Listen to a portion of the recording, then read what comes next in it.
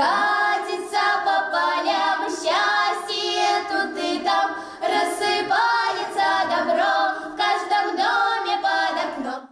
Уже на входе в Пушкинский лицей гостей встречает Александр Сергеевич в исполнении ученика и ансамбль русской песни. Ребята старались. Фариду Мухамедшину они показали все, чем живет и славится их лицей. И как поют, и как читают стихи, занимаются спортом, устраивают выставки с национальным колоритом, а также как играют произведения великого поэта.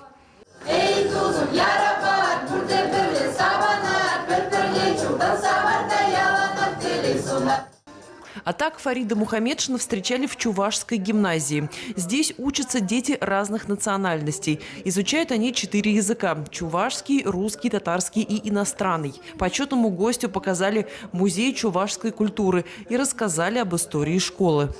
В 1992 году открыли Чувашскую воскресную школу по инициативе чуваш, которые проживали в Нижнекамске. Во главе был директор Отряскин Николай Александрович. Почетный председатель Госсовета Республики и Ассамблеи народов Татарстана Фарид Мухамедшин прибыл в Нижнекамск на выездное заседание Президиума Ассамблеи. В нашем городе он познакомился с учебными учреждениями, где дети изучают ту или иную культуру, посмотрел, как живут и развиваются национальные общества в городе. Мне показали несколько гимназий, показали, несколько дворцов культуры, где на разных языках, начиная с детского возраста, со школьного возраста, изучают свой родной язык и хорошо знают татарский и русский язык наши учащиеся Нижнекамска.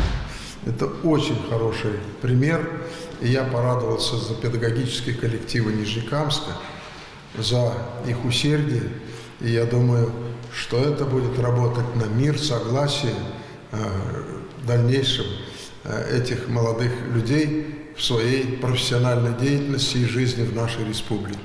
В рамках визита Фарид Мухамедшин торжественно открыл в сквере Лимаева выставку «Герои многонационального Татарстана». Эта выставка уже известна в других городах республики. В этот раз в преддверии Дня Победы с ней смогут ознакомиться и нижнекамцы.